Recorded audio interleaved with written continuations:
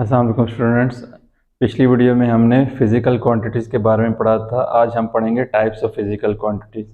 हमारे पास दो तरह की फ़िज़िकल क्वांटिटीज़ होती हैं, एक को हम कहते हैं बेस क्वांटिटीज़ और दूसरी को हम कहते हैं डिराइव्ड क्वांटिटीज़। सबसे पहले हम देख लेते हैं कि बेस क्वांटिटीज़ से क्या मुराद है। 7 basic quantities that are used to derive all other quantities are called base quantities. Students, हमारे पास 7 ऐसी क्वांटिटीज़ हैं जिनको इस्तेमाल करके हम बाकी तमाम क्वांटिटीज़ को डिराइव कर सकते हैं। इन 7 क्वांटिटीज़ को हम बेस क्वांटिटीज़ कहते हैं। इनको बेस इसलिए कहा जाता है कि ये बाकी तमाम क्वांटिटीज़ के लिए बेस प्रोवाइड करती हैं, फाउंडेशन प्रोवाइड करती हैं। अगर ये 7 क्वांटिटीज़ ना ली जाएं तो बाकी डिराइव्ड क्वांटिटीज़ को एक्सप्लेन नहीं किया जा सकता। हमारे पास कौन सी ऐसी 7 क्वांटिटीज़ हैं?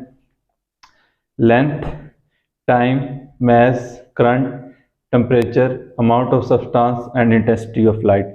स्टूडेंट्स, ये 7 वो क्वांटिटीज़ हैं जिनको इस्तेमाल करके बाकी कोई भी क्वांटिटी डिराइव की जा सकती है। हम देख लेते हैं कि डिराइव्ड क्वांटिटीज से क्या मुराद है। Quantities that are derived from base quantities. जैसा कि हमने देखा कि बेस क्वांटिटीज से हम बहुत सारी क्वांटिटीज डिराइव कर सकते हैं।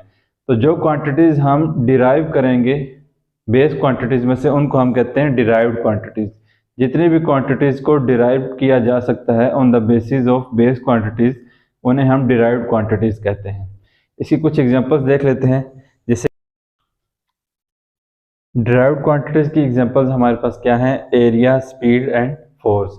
ये तमाम क्वांटिटीज़ हमारे पास बेस क्वांटिटीज़ से डिराइव की जाती हैं। मिसाल के तौर पे एरिया किसके बराबर होता है? Length into width. हम रेक्टेंगल के एरिया की बात कर रहे हैं, तो लेंथ एंड विड्थ दोनों एक ही क्वांटिटी है जिसका नाम शुरू में हमने लेंथ रखा था। तो ये 2 दफ़ा उसको मिलाने से हमारे पास एरिया आया है। यहाँ पे हमारे पास स्पीड है। Speed is equal to distance over time. ये फार्मूला आप यूनिट नंबर 2 में पढ़ेंगे। तो डिस्टेंस क्या है? बेसिकली लेंथ होता है। और टाइम क्या है? टाइम का तो आपको पता है। तो ये दोनों आपके बेस क्वांटिटीज़ हैं, उनको डिवाइड करने से हमारे पास एक और क्वांटिटी आई स्पीड, जो कि डिराइव्ड है। तो ये आप देख सकते हैं कि इन दोनों से निकल के आई है। स्टूडेंट्स, मैं आपको इनके कुछ मज़ीद डिफरेंसेस भी बता देता हूँ जिससे आपका समझने में आसानी होगी। जो बेस क्वांटिटीज़ होती है हमारे पास, ये इंडिपेंडेंट और सेल्फ एक्सप्लेनेटरी होती हैं। इंडिपेंडेंट और सेल्फ एक्सप्लेनेटरी से क्या मुराद है कि जब हम इनकी बात करते हैं तो हमें किसी चीज़ की ज़रूरत, किसी और क्वांटिटी की ज़रूरत नहीं होती। मिसाल के तौर पर हम टाइम की बात करते हैं। जब मैं आपको टाइम की बात करता हूँ तो क्या आपके जहन में कोई ऐसी चीज़ आती है जो रिक्वायर्ड हो इसको समझने के लिए? नहीं।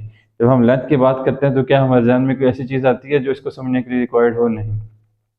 लेकिन डिराइव्ड क्वांटिटीज़ में ऐसा नहीं होता। डिराइव्ड क्वांटिटीज़ डिपेंडेंट होती हैं on base quantities and explained with the help of base quantities. अगर हमारे पास बेस क्वांटिटीज़ ना हो तो हम डिराइव्ड क्वांटिटीज़ को एक्सप्लेन नहीं कर सकते।